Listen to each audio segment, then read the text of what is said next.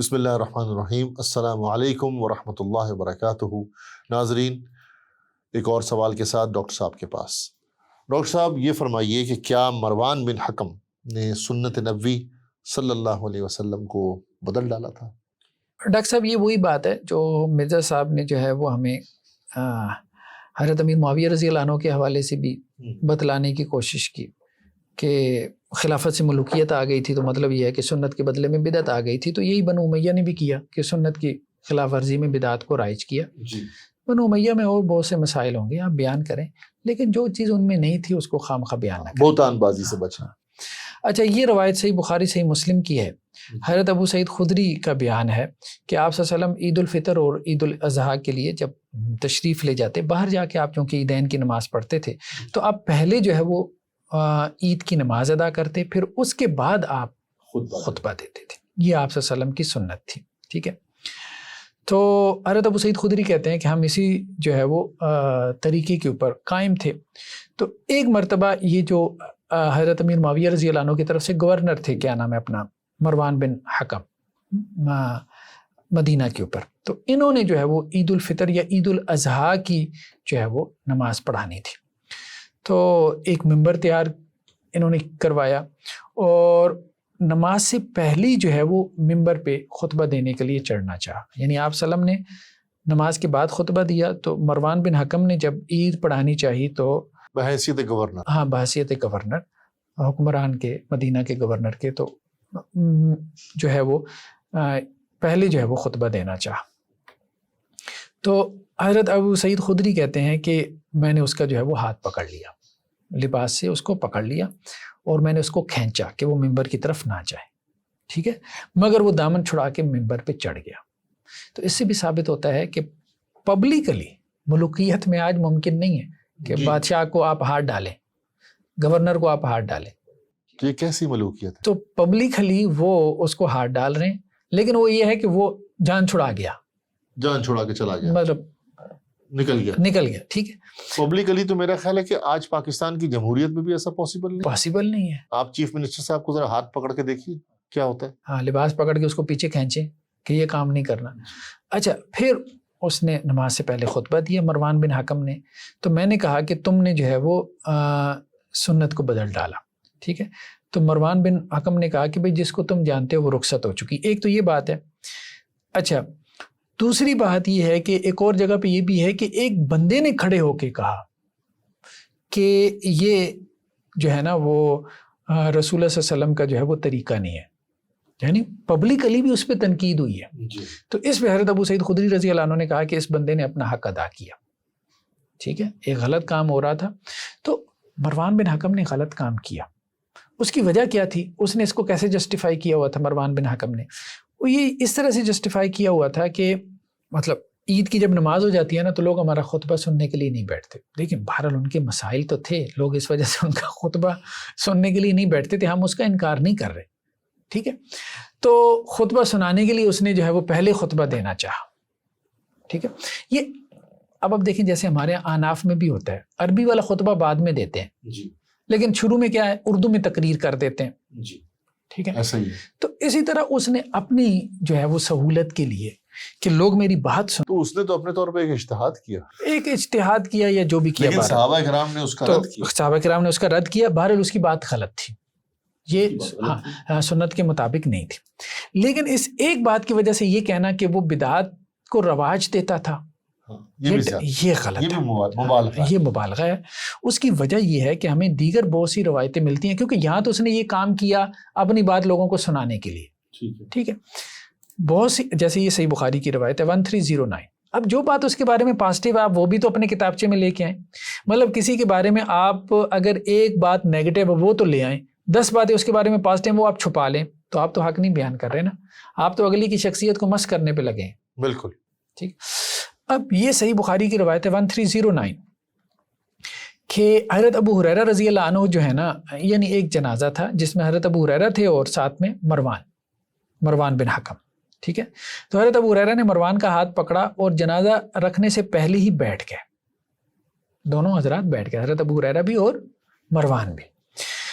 اور اتنے میں حضرت ابو سعید خدری وہاں پہ آئے تو انہوں نے مروان کا ہاتھ پکڑا اور کہا کہ کھڑے ہو جاؤ. اب دیکھیں یہ صورتحال ہے. وہ گورنر تھا اس وقت. وہ گورنر تھا. جی. حضرت ابو سعید خدری نے آ کے کہا کھڑے ہو جاؤ. اور اللہ کی قسم ان کو معلوم ہے, حضرت ابو ہریرہ کی طرف اشارہ کر کے کہا, ان کو معلوم ہے کہ نبی کریم صلی اللہ علیہ وسلم نے ہمیں سے منع فرمایا. کس سے؟ کہ جنازہ رکھنے سے پہلے بیٹھ جاؤ. ٹھیک ہے. اب یہاں سے کہاں سے ملوکیت آ گئی؟ یہ تو بڑی عجیب و غریب قسم کی ملوکیت ہے. ایسا تو آج کل کی جمہوریت میں نہیں ہو سکتا. دوسری بات یہ ہے کہ جب اس کو کہا گیا کھڑے ہو جاؤ تو وہ کھڑا بھی ہو گیا. تیسری بات یہ کہ وہ بیٹھا کس کی اتباع میں تھا؟ حضرت ابو ہریرہ. جی. اور اس نے بعد میں دوسری جگہوں پہ ہمیں یہ بھی ملتا ہے, اس نے یہ کہا تھا کہ میں تو آپ کو دیکھ رہا تھا. مروان نے کیا کہا حضرت ابو ہریرہ کو, میں تو آپ کو دیکھ رہا تھا, آپ بیٹھ گئے تو میں بھی بیٹھ گیا. ٹھیک ہے, مجھے کیا معلوم. تو پھر اس نے حضرت ابو ہریرہ سے فرمایا تو انہوں نے کہا کہ انہوں نے سچ کہا. لیکن صحیح بات یہ ہے کہ حضرت ابو سعید خدری رضی اللہ عنہ کو غلط فہمی ہوئی.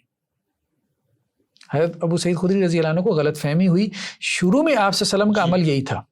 یہ حکم منسوخ ہو چکا ہے. یہ حکم منسوخ ہو چکا تھا. یہ اردو حاشیہ میں آپ دیکھ لیں. ٹھیک ہے. تو یہاں پہ یہ بات جو ہے وہ موجود ہے. یہ منسوخ السنہ. امام حاکم میں جو روایت ہے نا, امام حاکم کی روایت مستدرک حاکم کی, اس میں یہ ہے کہ مروان نے حضرت ابو ہریرہ سے کہا کہ آپ نے مجھے کیوں نہیں بتایا. تو حضرت ابو ہریرہ نے کہا کہ تم امام تھے, جب تم بیٹھ گئے تو میں بھی بیٹھ گیا. ٹھیک ہے. تو اس کا واضح مطلب ہے کہ حضرت ابو ہریرہ اس حکم کو واجب خیال نہیں کرتے تھے. تو لیکن بعد میں یہ بھی ہے بعض روایتوں میں کہ یہ حکم منسوخ ہو چکا تھا. تو حضرت ابو سعید خدری کو اس کا پتہ نہیں تھا, تو کوئی سنت کی مخالفت نہیں ہوئی تھی. اور یہ ہے کہ وہ فوراً رجوع بھی کر لیتے تھے. جب ان کو بتایا جاتا تھا تو انہوں نے رجوع کیا نا ایک طرح سے. صحیح بخاری کی روایت ہے 1563. ایک اور روایت ہے کہ مروان بن حکم سے ہے کہ حضرت عثمان رضی اللہ عنہ اور حضرت علی ایک مجلس میں تھے. ٹھیک ہے. حضرت عثمان نے حج تمتع اور حج عمرہ اکٹھا کرنے سے منع کیا. ٹھیک ہے. یعنی حج اور عمرہ اکٹھا کرنے سے منع کیا. ٹھیک ہے. یہ آپ کہہ لیں کہ حج قران سے منع کیا. حضرت علی نے جب یہ دیکھا تو حج اور عمرہ دونوں کا ایک ساتھ احرام باندھا اور کہا لبیک بعمرۃ وحجہ. ٹھیک ہے. اور پھر فرمایا کہ نبی کریم صلی اللہ علیہ وسلم کی سنت کو کسی کے کہنے پہ نہیں چھوڑوں گا. اب دیکھیں, ایک طرف حضرت عثمان ہے, ایک طرف حضرت علی ہیں. تو مروان بن حکم کس کی سائٹ پہ ہے؟ حضرت عثمان. رشتہ داری تو اس کی یہاں بنتی ہے نا. جی. تو وہ یہ کہہ رہا ہے کہ حضرت عثمان حج قران سے منع کر رہے ہیں, حضرت علی جو ہے وہ کہہ رہے ہیں کہ میں سنت نہیں چھوڑ سکتا. جی. ٹھیک ہے. تو وہ گویا کہ حضرت عثمان کے بارے میں راوی وہی ہے. جی. حضرت عثمان کے بارے میں حضرت علی کی تنقید کو کیا کر رہا ہے؟ نقل کر رہا ہے. تو یہ تو اس کا سنت سے تعلق ہے. دوسری بات یہ ہے کہ حضرت عثمان اور حضرت علی کا جو اختلاف تھا یہ اجتہادی تھا. حضرت عثمان رضی اللہ عنہ نے قران سے حج قران سے منع جو کیا تھا وہ انتظامی امور کی وجہ سے. ٹھیک ہے. اب دیکھیں نا, جیسے ابھی آج ایک صاحب مجھ سے پوچھ رہے تھے کہ جی وہ نیچے جو ہے نا نفلی طواف سے منع کر رہے ہیں سعودی. تو میں نے کہا بات یہ ہے کہ مجمع اتنا لگ جاتا ہے, لوگوں کا فرضی طواف پورا نہیں ہوتا. نیچے ذرا وہ دائرہ چھوٹا ہے نا صحن میں. ہاں, نیچے دائرہ ذرا چھوٹا ہے. تو وہ یہ چاہتے ہیں کہ جی نیچے جو ہے نا وہ فرضی طواف لوگ کریں, جنہوں نے نفلی کرنا ہے وہ اوپر چلے جائیں. تو اب نیچے جب رش لگ جائے گا تو ایک بندے کا فرضی طواف جو ہے وہ مشکل میں پڑ جائے گا. آپ نفلی کریں تو انتظامی مسائل وہ انتظامیہ کو پتہ ہوتا ہے, انہوں نے اتنا بڑا مجمع ہینڈل کرنا ہے, ان کے ذہن کے اوپر ریسپانسبلٹی دباؤ ہوتا ہے, تو وہ اس کے لیے کچھ احکامات آرڈر جاری کرتے ہیں. وہ آج بھی ہوتے رہتے ہیں. تو اس لیے اس کو اس طرح سے نہیں دیکھنا چاہیے. اچھا, یہ صحیح بخاری کی ایک اور روایت ہے 2307. یہاں پہ کیا ہے, ابن شہاب زہری کہتے ہیں کہ مروان بن حکم اور مسور بن مخرمہ نے انہیں خبر دی ہے کہ اللہ کے رسول صلی اللہ علیہ وسلم جب کھڑے ہوئے, وہ بنو حوازن اور غزوہ حنین کا جب واقعہ ہوا تھا, تو یہاں پہ بھی انہوں نے لکھا مروان بن حکم رضی اللہ عنہ اور مسور بن مخرمہ رضی اللہ عنہ نے روایت کی ہے, رسول اللہ صلی اللہ علیہ وسلم کی طرف نسبت کرتی ہے. تو گویا کہ امام بخاری کے نزدیک بھی مروان بن حکم جو ہے وہ رضی اللہ عنہ ہے, اگرچہ ان کی صحابیت میں اختلاف ہے, لیکن امام بخاری یہ کہہ رہے ہیں کہ وہ مروان بن حکم رسول اللہ صلی اللہ علیہ وسلم سے نقل کر رہے ہیں. اچھا, نہیں رسول اللہ صلی اللہ علیہ وسلم سے روایت کر رہے ہیں مروان بن حکم غزوہ حنین کے موقع پہ جو ہوا تھا نا کہ بنو حوازن کے قیدی آئے تھے. جی. تو مروان بن حکم اس کو رسول اللہ صلی اللہ علیہ وسلم سے نقل کر رہے ہیں اس واقعے کو, according to Bukhari. According to Bukhari ہی وہ صحابی. सारी बात है साबित है तभी तो न कर, वरना तो सनद मुनक़ते है, वरना तो सनद मुनक़ते है। तो इसलिए ये भी एक बात है, तो इसलिए एहतियात करनी चाहिए। बिल्कुल। हाँ, एक और रवायत है जो हमारे सामने है, ये सुनन निसाई की और मुस्तदरक हकम की, जो इंजीनियर मोहम्मद अली मिर्ज़ा साहब ने बयान की है कि हज़रत मुआविया ने अपने बेटे यानी यजीद बिन मुआविया के लिए बैत ली। तो मरवान बिन हकम ने कहा कि सैयदना अबू बकर और सैयदना उमर की सुन्नत है, मतलब ये उनकी सुन्नत है कि उन्होंने अपने बाद खलीफा को नामजद किया। मतलब इस तरह से तावील कर ली कि हज़रत अबू बकर और हज़रत उमर की सुन्नत क्या है कि उम्मत को छोड़ के नहीं गए, उन्होंने नॉमिनेट किया किसी को। ठीक है, तो इसी तरह हज़रत अमीर मुआविया ने भी नॉमिनेशन कर ली अपने बाद वाले की या अपने बेटे की कर ली। तो ये गोया कि हज़रत अबू बकर और उमर की सुन्नत पूरी की। ये मरवान बिन हकम ने इस तरह से तावील कह लें, इस्तदलाल कह। तो हज़रत अब्दुर्रहमान ने कहा कि ये तो हरकल और कैसर की सुन्नत है, यानी उन्होंने दूसरी बात ले ली कि ये नॉमिनेशन नहीं है, लेकिन इसमें नॉमिनेशन किसकी है, बेटे की है। तो बाप के बाद जो बेटा है वो तो कैसर की सुन्नत है। तो इस पर जो है वो मरवान बिन हकम ने कहा कि बेशक ये वो शख्स है, यानी अब्दुर्रहमान बिन अबी बकर, ये वो शख्स है कि जिसके बारे में अल्लाह ताला ने ये आयत उतारी, सूरह अहकाफ की एक आयत है। ठीक है, तो उस पे जो है वो जब ये बात हज़रत आयशा रज़ियल्लाहु अन्हा को पहुंची कि तो उन्होंने कहा कि अल्लाह की कसम मरवान ने झूठ कहा है, ये आयत हमारे मुतालिक नाजिल नहीं हुई। ठीक है, हमारे मुतालिक नाजिल नहीं हुई, और अगर मैं चाहूँ तो उसका नाम भी बता सकती हूँ जिसके मुतालिक ये आयत नाजिल हुई। ये एक रवायत है। ठीक है, अब सुनन निसाई अल कुबरा की है, मुस्तदरक हाकिम की रवायत है। ठीक है, तो अब इस रवायत को हम देखते हैं कि इसमें ये बात जो है ना वो इमाम ज़हाबी ने इस हवाले से क्या कही है और मिर्ज़ा साहब ने क्या नकल किया। देखिए, मुस्तदरक हाकिम पे हमारे इल्म में है ये बात कि इमाम ज़हाबी ने एक तालीक लगाई है। अच्छा, मुस्तदरक हाकिम पे, यानी उसकी रवायतों के ऊपर एक हुक्म लगाया। इमाम ज़हाबी बहुत बड़े मुहद्दिस हैं, इब्न हजर और इमाम ज़हाबी। अच्छा, अब ये कहते हैं कि जी इस रवायत में आखिर में ये है कि हज़रत आयशा ये कहती हैं कि मैंने रसूलुल्लाह सल्लल्लाहु अलैहि वसल्लम से सुना कि मरवान और उसके बाप पे लानत जो है वो अल्लाह के रसूल ने की थी, जबकि मरवान अपने बाप की पुश्त में था। अच्छा, ठीक है, बस मरवान भी अल्लाह की तरफ से उसी लानत का एक टुकड़ा है। ये रवायत मुस्तदरक हाकिम की है, रवायत का नंबर है 8483। आगे जो है वो इन्होंने लिखा है मिर्ज़ा साहब ने कि इसकी सनद सही है। अच्छा, ठीक है, अब यहाँ पे जब हम देखते हैं, अच्छा मिर्ज़ा साहब ने तो वही रवायत है 8483 जी, ये नहीं है, यहाँ पे इन्होंने लिखा है इस्नादुहु सहीहुन। ठीक है, जब आप हाकिम उठा के देखते हैं तो उसमें ऐसी बात नहीं है, इस तरह से नहीं लिखा। वहाँ इमाम हाकिम की निस्बत से ये लिखा है कि हाजा हदीसुन सहीहुन। जी, इमाम हाकिम की निस्बत से सही लिखा है। लेकिन इमाम ज़हाबी ने क्या किया है, फी इन किताब मतलब मुनक़ते हदीस है। अच्छा, डिसकनेक्टेड है। जब किसी रवायत की सनद मुत्तसिल ना हो तो हम जानते हैं वो ज़ईफ़ है, हाँ वो रवायत ज़ईफ़ है, वो रवायत ज़ईफ़ है।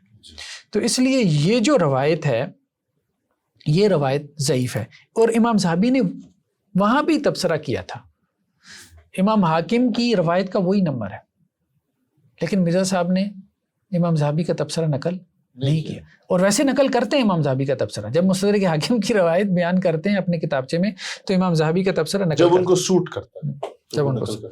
अच्छा, एक और रवायत मिर्ज़ा साहब लेके आए हज़रत अबू ज़र गफ़ारी से कि अल्लाह के वसल्लम ने कहा कि पहला शख्स मेरी सुन्नत को बदलेगा उसका ताल्लुक बनु उमय्या से होगा।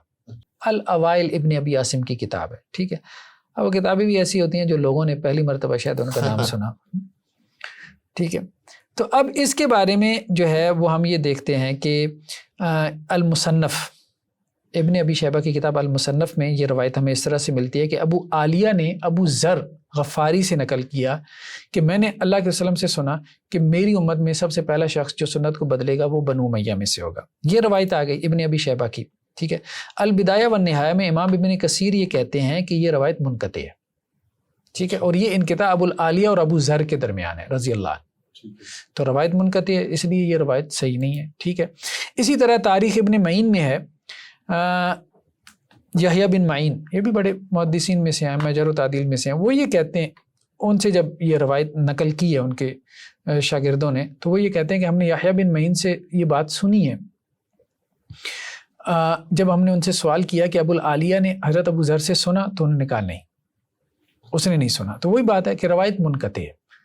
تو میری امت میں سے بنو امیہ میں پہلا شخص ہوگا جو سنت کو بدلے گا، یہ روایت منقطع ہے۔ اور جو دوسری روایت بیان کی ہے مروان بن حکم کے بارے میں، وہ روایت بھی کیا ڈسکنیکٹڈ منقطع ہے۔ تو ضعیف روایتوں سے ایک مقدمہ قائم کیا ہوا ہے، اور صحیح روایت ایک ہی ہے، وہ صحیح مسلم والی، کہ عید سے پہلے خطبہ دیا۔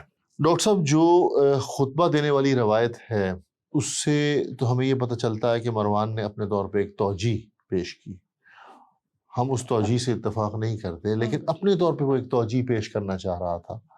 تو ایسی توجیہات تو آج بھی حکومتیں پیش کر دیتی ہیں بہت سارے اپنے اعمال اور افعال سے متعلق، لیکن ہمیں پتہ چلتا ہے کہ بہت سارے معاملات میں سنت کو فالو بھی کیا۔ اوورآل اس کا رویہ سنت کو فالو کرنے کا تھا، کہیں کہیں اس سے خطا ہوئی، بس اتنی سی بات۔ ہمیں تو یہی بتایا کہ مروان کو بہت ہی خطرناک قسم کا سنت کا دشمن اور بس ایسے وہ ضعیف روایتیں، ایسی اہل بیت روایتیں، کا دشمن ایسی روایتیں، اور بہت بڑا ناسبی آدمی تھا۔ بس ایسی روایتیں ہیں وہ ہمارے سامنے۔ اور اس سے تو یہی ثابت ہوا کہ مرزا صاحب یا اور جو اس طرح کے لوگ ہوتے ہیں وہ ایک خاص ایجنڈے کے تحت، یعنی بات کچھ ہوتی ہے، یہ نہیں کہ بات بالکل نہیں ہوتی، ہم یہ نہیں کہہ رہے، کچھ جسے ہمارے یہاں کہتے ہیں بات کا بتنگڑ بنا۔ بات کا بتنگڑ بنا۔ ٹھیک، بہت بہت شکریہ ڈاکٹر صاحب۔ ناظرین، انشاءاللہ آپ کے پاس دوبارہ حاضر ہوں گے ایک نئے سوال کے ساتھ۔ جزاک اللہ الخیر۔ السلام علیکم ورحمۃ اللہ وبرکاتہ۔